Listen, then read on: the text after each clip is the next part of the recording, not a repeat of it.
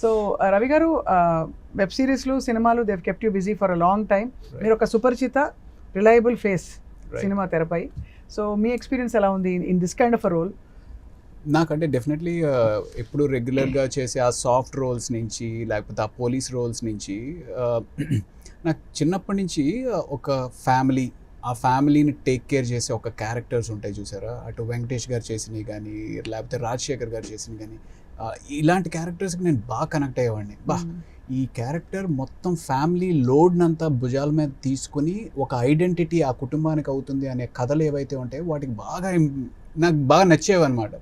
So ఈ character, నేను చేసిన క్యారెక్టర్ శ్రీను ఏదైతే ఉందో, మిగతా ఇద్దరు బ్రదర్స్ ఎవరైతే తప్పు దారిలో పోతున్నారో అలాంటి పరిస్థితులు ఈ క్యారెక్టర్ లోడ్ తీసుకుంది అనగానే నాకు అసలు విపరీతంగా నచ్చింది. దాంట్లో దాని న్యూయాన్సెస్లో ఏమేమి ఉంటాయి, అది ఏ రకంగా ప్రజెంట్ అవుతుంది స్క్రీన్ మీద అనేది కూడా నేను ఆలోచించలేదు అనమాట. సో దానికోసం ప్లస్ తెలంగాణ, ఇక్కడ మన హైదరాబాద్లో ఇన్ని సంవత్సరాలు ఉండగా కొంత వింటూ ఏదో అలా మాట్లాడతాం, కానీ ఇది డెప్త్ ఒక ఇంటీరియర్స్ ఆఫ్ తెలంగాణలో ఉండే డయాలెక్ట్ కదా. సో దానికోసం చేస్తున్నప్పుడు ఏమో తప్పు, నేను యాక్చువల్లీ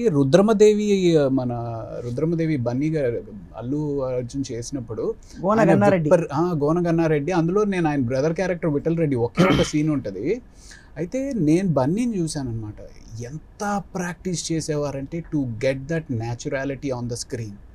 సో అలాగా మేము కూడా దీనికి చేస్తున్నప్పుడు నేను చాలా పర్టికులర్గా ఉన్నాను. నేను యాక్చువల్లీ ఒక 10-15 రోజులు డబ్బింగ్ చెప్పుంటా.